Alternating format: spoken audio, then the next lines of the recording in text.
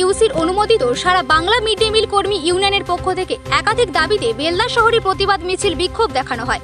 অতি সম্প্রতি রাজ্য সরকারের সার্কুলার মিড ডে মিল রান্নার সাথে পথের কুকুরদের জন্য খাবার রান্না করা, খাওয়ানো ও ভ্যাকসিনের দায়িত্ব মিড ডে মিল কর্মীদের নিতে হবে।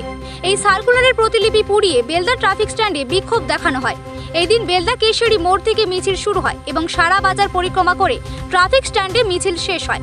মিছিল থেকে দাবি ওঠে বছরে 9 মাস নয় 12 মাস বেতন দিতে হবে, মিড ডে মিল কর্মীদের সরকারি কর্মীর স্বীকৃতি দিতে হবে, ন্যূনতম মাসিক 15,000 টাকা দিতে হবে, বোনাস, পেনশন, সামাজিক সুরক্ষা ও অবসরকালীন 5 লক্ষ টাকা অনুদানে দেওয়ার দাবিও ওঠে। আগামী 9 জুলাই AIUTUCর ডাকা সাধারণ ধর্মঘটকে সফল করার আহ্বান জানানো হয়। সারা বাংলা মিড ডে মিল কর্মী ইউনিয়নের রাজ্য কমিটির সদস্য কবিতা জানা বলেন, রাজ্য সরকার আমাদের বাড়ির সন্তানদের বিদ্যালয়ে রান্না করা খাবারের সাথে সাথে কুকুরদের রান্না করে খাওয়ানোর যে নির্দেশিকা দিয়েছেন এবং ভ্যাকসিনেশনের যে নির্দেশিকা এসেছে তাতে আমরা স্তম্ভিত এবং আতঙ্কিত। অধিকাংশ গরিব বাড়ির সন্তান সন্ততিরা বিদ্যালয়ের মিড ডে মিল খায়, বড়লোকদের বাড়ির ছেলেরা এই মিড ডে মিল খায় না। আজকে গরিব বাড়ির সন্তানদের তাদের রান্না করা খাবার পথের কুকুরদের পর্যায়ে নিয়ে আসতে চাইছে রাজ্য সরকার। রাজ্য সরকারের এহীন চিন্তাকে আমরা ধিক্কার জানাচ্ছি। পাশাপাশি আমরা দাবি করছি রাজ্য সরকার পথের কুকুরদের জন্য প্রাণী সম্পদ বিকাশ কেন্দ্রে লোক নিয়োগ করে তা খাওয়ানোর ব্যবস্থা করুক। খাওয়ানো এবং ভ্যাকসিনেশনের ক্ষেত্রে পথের কুকুরদের দ্বারা যদি মিড ডে মিল কর্মীরা আক্রান্ত হন তার দায়ভার কে নেবে? তিনি এর বিরুদ্ধে দীর্ঘস্থায়ী আন্দোলন গড়ে তোলার আহ্বান জানান। এই দিনের কর্মসূচিতে নেতৃত্ব দেন দীপালি মাইতি, কৃষ্ণা ভূঁইয়া, রীতা সেনাপতি, অঞ্জলি বেড়া, কণিকা চক্রবর্তী সহ প্রমুখেরা।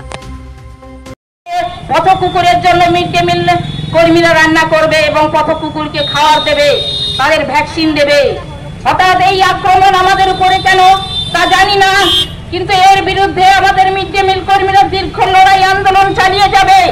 আমরা কোনো মতে এই জিনিস হতে দিতে পারি না। এর বিরুদ্ধে আমরা বিক্ষোভ করব, মিছিল করব, অবরোধ করব। বাচ্চাদের রান্নার সঙ্গে কুকুরের রান্না কোনো মতে করা সম্ভব নয়। বাচ্চার সঙ্গে কুকুরের কোনো পার্থক্য থাকবে না। এই জিনিস আমরা মেনে নিতে পারি না। এই জিনিস আমাদের mid day meal union, guardian কেউ মেনে নিতে পারবে না যে পথ কুকুরদের রান্না করে দিতে হবে। তার জন্য আছে প্রাণী দপ্তর, অন্য সংস্থা আছে, তাদেরকে দিয়ে করানো হোক। কেন মিড ডে মিল কর্মীদের উপরে এই আক্রমণ তা জানি না। আমরা কিন্তু ছেড়ে কথা বলবো না। আমরা কিন্তু লড়াই আন্দোলন চালিয়ে যাব। আমরা কোনো মতে এই দাবি মেনে নিতে পারি না। পথ কুকুরদের রান্না করে দিতে হবে, ভ্যাকসিন দিতে হবে। তাদের ডেকে খাওয়ানোর পরে যে তারা জড়ো হবে, কামড়াবে, আমার যে জীবন নিয়ে টানাটানি চলবে, এর দায়িত্ব কে নেবে বন্ধু? এর দায়িত্ব কেউ নেবে না। দেশের চাকরি শ্রম কোড নিয়ে আসছে, কর্মক্ষেত্রে শ্রমিকদের নিরাপত্তা, নিশ্চয়তা ও সামাজিক সুরক্ষা এবং ন্যূনতম মজুরি যা ছিল, যা ঘোষণা ছিল, এই পদগুলিকে তারা পাল্টে দিচ্ছে। সরকারি পদগুলিকে তারা বিলুপ্তি, স্থায়ী পদগুলিকে বিলুপ্তি করে দিয়ে ওই ফিক্সড টার্ম এমপ্লয়মেন্ট, ওই যারা মিড ডে মিল রান্না করছে অথচ তাদের কোনো খাওয়ারের অধিকার নেই, কর্মী হিসেবে, ওয়ার্কার হিসেবে নিয়োগ করা হচ্ছে, ওই অল্প সময়ের কর্মচারী হিসেবে নিয়োগ করা হচ্ছে। আমরা মিড ডে মিল আর সামাজিক সুরক্ষা হিসেবে সার্কুলারের বিরুদ্ধে পেনশন, গ্র্যাচুইটি মতো অধিকারগুলিকে তারা হরণ করে দিয়ে